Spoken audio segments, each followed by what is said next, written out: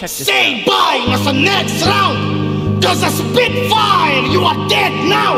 Magkaka-stage fright, masi-stress out hanggang si Saint Ice ay mag-meltdown. MMA fighter ka, di ba? Sige, subukan.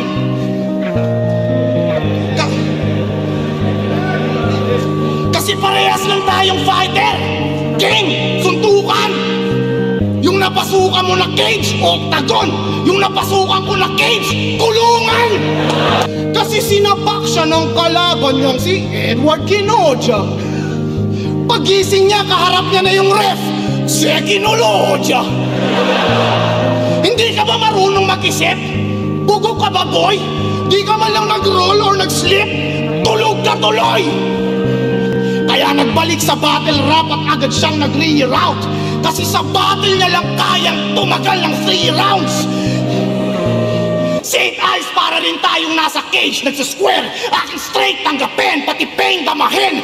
Bugbog sarado ka na sa'kin, kaya face nagkaswell.